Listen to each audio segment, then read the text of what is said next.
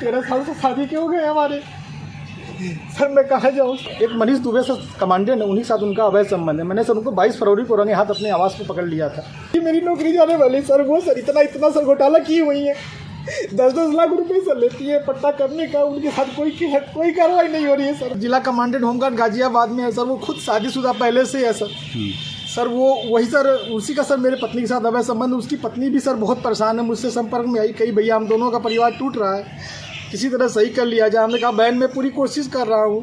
करें कि जिस लड़की को आपने पढ़ा लिखा करके एसडीएम बनाया वो आपकी जान की प्यासी हो रही है, क्या पूरा मामला? सर इसका सर मेन कारण सर है मनीष दुबे के साथ उनका अवैध संबंध सर, जिसकी जानकारी सर हमें करीब साल भर पहले हुई, लेकिन सर उन्होंने कहा कि दोस्ती है। खैर सर हमारी पत्नी सर एसडीएम थी उस समय, इलाहाबाद प्रयागराज में सोराम तहसील में रहीं। तो मैंने कहा सर बड़े पद पे हैं, दोस्ती तो हो सकती सर, अधिकारियों से साथ बैठना उठना। तो मैंने सर उन्होंने मैं ये कह के टाल दिया, तो सर मैंने ध्यान नहीं दिया। सर इसकी भनक सर मुझे उसका ये जो शक था वो विश्वास सर 22 फरवरी को हुआ, जब मनीष दुबे गाजियाबाद से चलकर सर मेरे आवास एलनगंज स्थित सरकारी आवास पे आया और इनके साथ एक साथ कमरे में मैंने इनको देखा अवैध संबंध बनाते हुए। तब से सर ये मनीष दुबे और ज्योति मौर्य मेरे जान के पीछे पड़ गई हैं। कौन है? पूरी कहानी बताइए, क्या मामला है? सर 2010 में ज्योति मौर्य के साथ मेरी शादी हुई सर। मैं सर पंचायत राज विभाग में सर 2009 में सेलेक्ट हुआ प्रतापगढ़ में सर, वहीं पे नौकरी कर रहा हूँ सर। और 2010 में इनसे 19 नवंबर को मेरी शादी हुई और सर उसके बाद हमारे संबंध बहुत अच्छे रही। इन्होंने कहा मुझे पढ़ना है सर, मैं इनको पढ़ाने के लिए मैं इलाहाबाद लेके आया। और इलाहाबाद में सर द काउंसिल कोचिंग है, वहाँ पे इलाहाबाद की सबसे अच्छी कोचिंग थी। मैंने वहाँ पे किसी तरह सर पिताजी के सहयोग से, भाइयों के सहयोग से और यहाँ तक कि मैंने अपने डीपीआरओ साहब के सहयोग से पैसा उधार लेके इनको कोचिंग कराया। और सर ये मेहनत भी की सर और सक्सेस भी हुई। 2015 में ये सर एसडीएम पद पे चयन हुई, 16वीं रैंक इनकी आई। सर बहुत ही खुशी का माहौल हुआ कि हम एक छोटे पद पे रहते हुए अपनी पत्नी को इतना आगे ले गए। वो भी बहुत खुश थी, पूरा परिवार खुश था। और सर 2015 में ही मेरी सर भगवान की दया से मुझे इतनी खुशी मिली कि मेरी 2 जुड़वा बिटिया भी हुई और जिनका नाम हंसी खुशी मैंने रखा, क्योंकि उस समय खुशी का माहौल चल रहा था सर। और सर बहुत अच्छा चल रहा था। लेकिन सर 2020 में ये मनीष दुबे जो जिला कमांडेंट होमगार्ड है उसकी एंट्री होती है हम दोनों पति पत्नी के बीच में। और सर घर इतनी तबाही पे पहुंच चुका है कि घर तो टूट ही रहा है, बच्चे तो दूर हो ही रहे हैं, पत्नी दूर हो ही रही है सर। यहाँ तक कि मैं मुकदमा भी मेरे ऊपर हो गया है और मेरी मौत की साजिश भी रची जा रही है।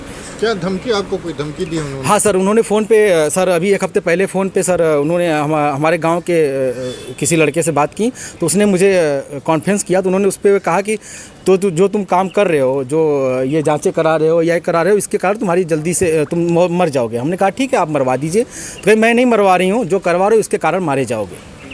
हत्या की धमकी दी है? जी सर, हत्या की। और सर उनका भाई सर सचिन मौर्य है सर, वो मेरे घर से सर रखे मेरे काफ़ी जो कुछ पैसे थे, जेवरात थे, वो सर लेके चला गया। मेरे सर उसकी वीडियो बना के भेजा कि मैं लेके जा रहा हूँ, जो करना हो कर लीजिए। और सर मुझे चैटिंग लिख के भेजा है कि आपका व्हाट्सअप सब कुछ गायब कर दूंगा, हैक कर लिया हूँ, जो सेव करना हो सेव कर लीजिए।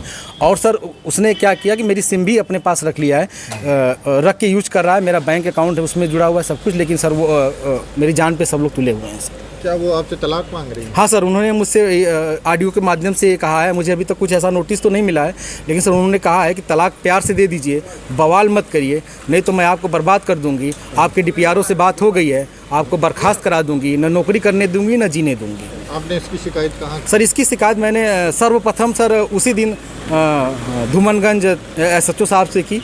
उन्होंने मुझे राजरूपुर पुलिस चौकी भेजा, मैं राजरूपुर पुलिस चौकी पे आवेदन दिया, लेकिन सर कोई सुनवाई नहीं हुई।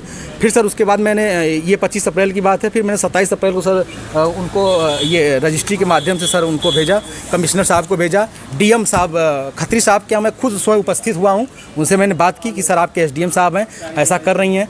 तो उन्होंने कहा ठीक है मैं कार्रवाई करवाता हूँ। फिर मैं कमिश्नर साहब के यहाँ गया, कमिश्नर साहब को दिया, पुलिस कमिश्नर साहब के यहाँ उपस्थित हुआ, उनको दिया।